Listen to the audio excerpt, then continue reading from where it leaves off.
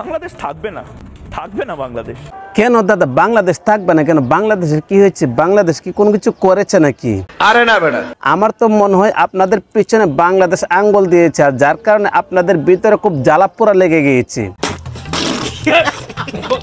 আপনাদের পিছনে ঠিক মতো বাংলাদেশে আঙ্গুল দিয়েছে, যার কারণে আপনাদের ভিতরে জ্বালাপোড়া লেগে গেছে, আর জ্বালাপোড়া লাগার কারণে কিন্তু আপনারা বাংলাদেশকে নিয়ে উল্টাপাল্টা বক্তব্য দিচ্ছেন।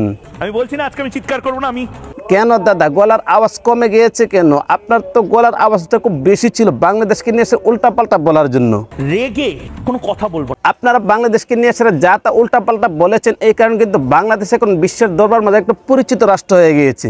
সত্যি বাংলাদেশকে যে রাষ্ট্রগুলো চিনতে পেরেছিল না, আপনারা উল্টাপাল্টা বলার কারণে কিন্তু বাংলাদেশকে এখন প্রত্যেকটা রাষ্ট্রের মধ্যে চিনে সারা বিশ্বের একটা রোল মডেল হয়ে গিয়েছে বাংলাদেশ। চট্টগ্রাম সহ গোটা বাংলাদেশটা যদি ভারতে মিশে যায়, আপনারা বাংলাদেশকে নিয়ে এসে যা তা বলবেন, আর বাংলাদেশে তত উন্নত হবে, বাংলাদেশকে মানুষের ততটা বেশি পরিচিত হবে। আপনারা যা বলার বলতে পারেন, কোনো ধরনের কোনো সমস্যা নেই। আচ্ছা দাদা, তুমি কি সাংবাদিক নাকি তুমি শিল্পী?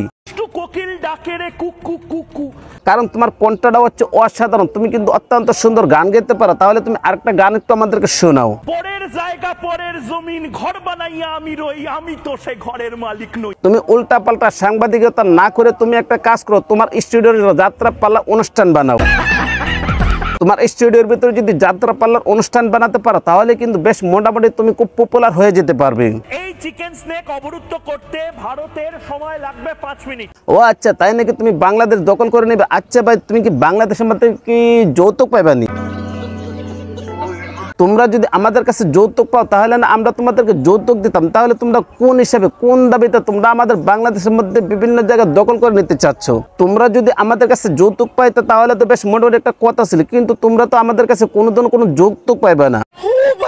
প্রেমের টানে যদি কেউ দেশ ছেড়ে পালিয়ে অন্য রাষ্ট্রে চলে যায়, তাহলে কি তাকে যৌতুক দিতে হয় নাকি? তোমরা তো আমাদের বাংলাদেশ থেকে অনেক কিছু নিছো, নিতে শেষ পর্যন্ত আমাদের দেশের যে মাইয়া ছিল, পাকিস্তান আমাদের ছিল, বাংলাদেশ আমাদের ছিল, এই মাইয়াটা সহকারে তোমরা নিয়ে গেছো। এখন তোমরা ওই জায়গাতে যাওয়ার পর তোমরা আমাদের কাছে আবার দাবি করছো বাংলাদেশের কাছ থেকে বিভিন্ন জায়গায় তোমরা দখল করে নিবে। তোমরা যদি আমাদের কাছে যৌতুক পাইতা, তাহলে না আমরা তোমাদেরকে দিতাম, কিন্তু যৌতুক দেওয়া হারাম, নেওয়া হারাম। যৌতুক তো কোনোভাবে দেওয়া যাবে না। বাংলাদেশের এই চিকেন স্নেক অবরুদ্ধ করতে ভারতের সময় লাগবে 5 মিনিট।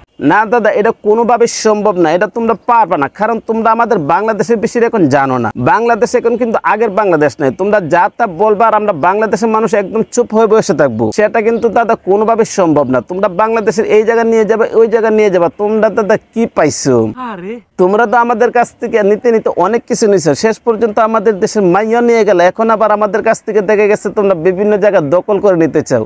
চট্টগ্রাম যদি ভারতের অংশ হয়ে যায়, দাদা এটা কিন্তু আগের বাংলাদেশ না দাদা, একটু বোঝার দরকার। তোমরা হচ্ছে আমাদের পার্শ্ববর্তী রাষ্ট্র, তোমরা হচ্ছে আমাদের বন্ধু, কিন্তু তোমরা আমাদের সাথে যেসব ধরনের আচরণ করো, এই আচরণে কিন্তু দাদা তোমাদেরকে বন্ধু রাষ্ট্র বলা যায় না, কারণ বন্ধু রাষ্ট্র তো এরকম ভাবে শত্রুতামি করে না। কিন্তু শেখ হাসিনা যাওয়ার পরে তোমরা আমাদের বাংলাদেশকে নিয়ে আসলে যেরকম ভাবে একটা অস্থিতিশীল তৈরি করছো, এটা কি দাদা সম্ভব নেই? পার্শ্ববর্তী রাষ্ট্র বলে বন্ধু রাষ্ট্র থাকে, কিন্তু তোমরা আমাদের সাথে যেসব ধরনের আচরণ করো, এটা কিন্তু বন্ধু রাষ্ট্রের পরিচয় না। তোমরা কিন্তু দাদা বাংলাদেশের বিষয় নিয়ে এসে কথা বলার আগে একটু ভেবে চিন্তা করে কথা বলার দরকার, কারণ এটা একটা স্বাধীন দেশ। গোটাটাই তো আমাদের ছিল, পাকিস্তান আমাদের ছিল, বাংলাদেশ আমাদের ছিল। স্বাধীন দেশের বিষয় নিয়ে এসে একটা মানুষের কথা বলার আগে একটু চিন্তা ভাবনা করে কথা বলতে হয়, কারণ এটা একটা স্বাধীন দেশ। স্বাধীন দেশের বিষয় নিয়ে এসে যদি আমি কথা বলি, তাহলে কি মানুষে আমাকে ভালো পাইবে কিনা? দাদা তুমি যেরকম ভাবে পাগলামি করো, তোমার পাগলামির কারণে কিন্তু সারা বিশ্বের মধ্যে এখন বাংলাদেশ পরিচয় হয়ে গেছে।